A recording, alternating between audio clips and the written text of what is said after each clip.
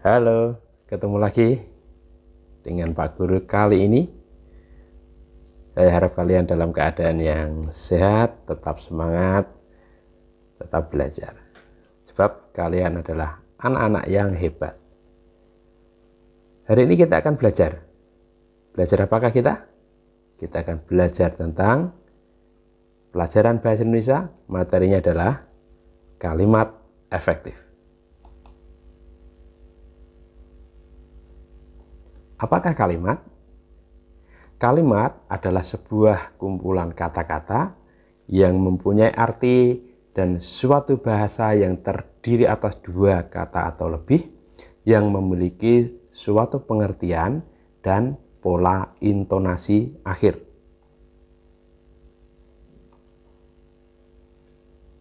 Kalimat efektif adalah kalimat dengan susunan kata-kata yang mengikuti kaidah kebahasaan secara baik dan benar.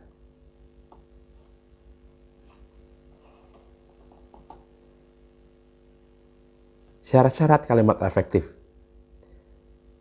Kalimat efektif harus sesuai dengan ejaan bahasa Indonesia, menggunakan ejaan maupun tanda baca yang tepat.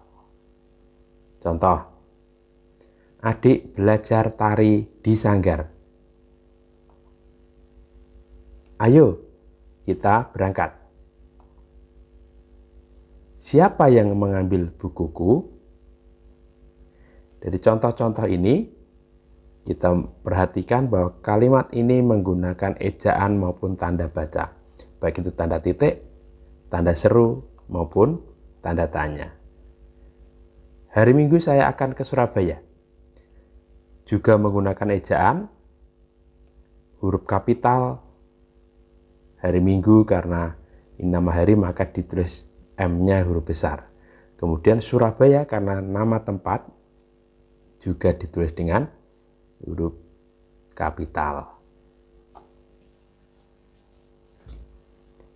Yang kedua adalah sistematis. Artinya kalimat efektif harus memiliki susunan subjek, predikat, kemudian ditambahkan dengan objek hingga keterangan yang kita kenal dengan SPOK. Sebagai contoh, Paman membaca buku di perpustakaan. Maka Paman ini sebagai subjek, membaca predikat, buku objek di perpustakaan sebagai keterangan.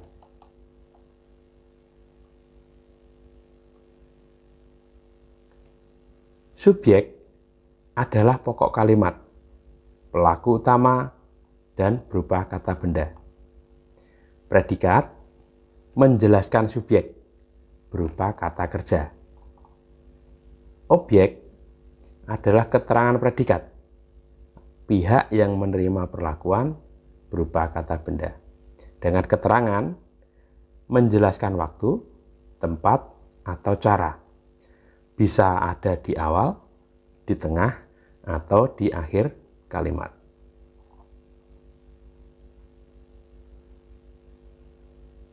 Sebagai contoh, tadi pagi ibu menyiram bunga. Tadi pagi itu sebagai keterangan, ibu sebagai subjek, menyiram sebagai predikat, dan bunga sebagai objek. Keterangan yang digunakan di sini adalah keterangan waktu, tadi pagi. Kakak memancing ikan di sungai. Kakak, subjek, memancing predikat, ikan, objek, dan di sungai, keterangan. Ini adalah keterangan tempat, ya, di sungai. Pak Guru dengan sabar mengajar murid-murid. Subjeknya Pak Guru dengan sabar itu adalah sebagai keterangan cara. Mengajar predikat dan murid-murid adalah objek. Itu tadi contoh-contoh bahwa kalimat efektif harus sistematis. Kemudian tidak bertele-tele. Tidak menghambur-hamburkan kata dan terkesan bertele-tele. Contohnya, anak-anak mulai melukis menggunakan cat warna abu-abu. Di manakah letak bertele-telenya? yaitu pada kata warna. Yang tepat adalah anak-anak mulai melukis menggunakan cat abu-abu. Karena abu-abu itu adalah sebuah warna, sehingga tidak perlu lagi diulang lagi dengan menggunakan kata warna. Cukup dengan cat abu-abu. Itu yang dimaksud bertele-tele.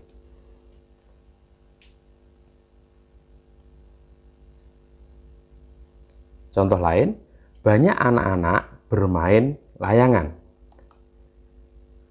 Bisa diperbaiki dengan cara banyak anak bermain layangan. Banyak anak-anak ini tidak perlu diulang karena sudah ada kata banyak. Jadi cukup banyak anak. Banyak anak bermain layangan. Kepada para tamu diharap tenang. Bisa diperbaiki, para tamu diharap tenang. Anak dari Pak Joko menjadi dokter. Perbaikannya adalah anak Pak Joko menjadi dokter. Tidak usah diberi kata dari. Cukup anak Pak Joko menjadi dokter. Nah, itu tadi contohnya. Kemudian, tidak ambigu. Ambigu itu adalah kata-kata yang memiliki lebih dari satu makna. Memiliki sifat yang membingungkan dan tidak mudah dipahami. Dapat menimbulkan keraguan. Dan tidak memiliki makna yang jelas.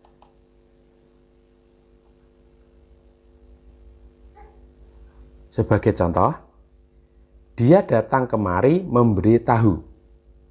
Memberi tahu ini memiliki arti yang bisa membingungkan. Apakah artinya memang datang memberi tahu, tahu yang dari kedelai itu, atau memberi tahu artinya menyampaikan informasi. Jadi ini masih ambigu, masih membingungkan. Kita harus hormat kepada orang tua. Perhatikan kata orang tua. Orang tua ini bisa artinya orang yang memang sudah tua, atau orang tua maksudnya bapak ibu kita. Nah, ini masih membingungkan. Ada persepsi yang berbeda. Permen itu tertelan oleh adik. Pengertian tertelan ini bisa sengaja ditelan atau tidak sengaja ditelan. Bisa jadi adik berhasil menelan atau tidak sengaja permen itu tertelan. Nah, ini ambigu, membingungkan. Teman Roni yang gemuk itu sedang sakit. Teman Roni yang gemuk itu sedang sakit. Yang gemuk siapa? Roni atau teman Roni? Nah, ini masih pertanyaan, membingungkan. Ini termasuk kalimat yang tidak efektif.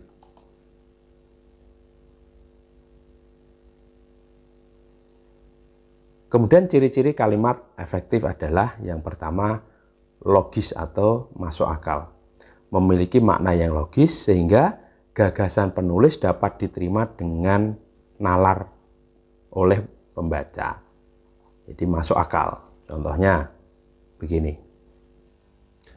Kepada Bapak Kepala Sekolah, waktu dan tempat saya persilakan. Ini tidak efektif. Mengapa? Yang dipersilakan siapa? Apakah Bapak Kepala Sekolah atau waktu dan tempat? Maksud dari yang menyampaikan ini adalah tentunya Bapak Kepala Sekolah. Tetapi di sini waktu dan tempat saya persilakan. Justru yang dipersilakan adalah waktu dan tempat. Jadi ini tidak logis. Yang betul adalah Bapak Kepala Sekolah dipersilakan menyampaikan pidatonya sekarang. Ya, dan ini sering kita jumpai dalam acara-acara, kita sering mendengar ini, dan itu sebetulnya tidak efektif karena nggak masuk akal, nggak logis.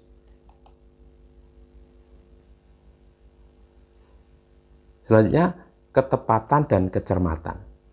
Pemilihan kata yang tepat untuk menyampaikan gagasannya kepada orang lain. Contohnya, siswa sekolah yang terkenal itu menerima beasiswa. Pertanyaannya, yang terkenal siapa? Apakah sekolahnya atau siswanya? Nah, ini masih membingungkan. Belum menggunakan kata yang tepat dan cermat. Jadi, orang yang mendengar atau membaca itu masih bertanya.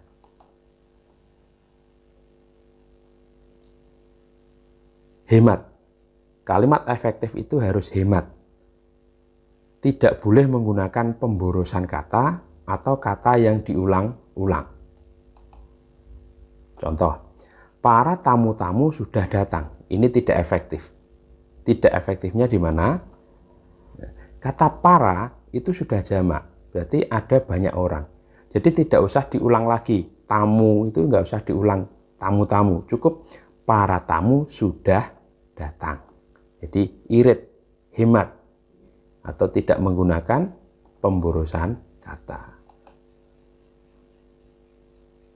Oke, itu anak-anak materi yang saya berikan. Semoga bermanfaat. Dan tunggu video Pak Guru selanjutnya. Kita sama-sama belajar. Tetap semangat dan sampai jumpa.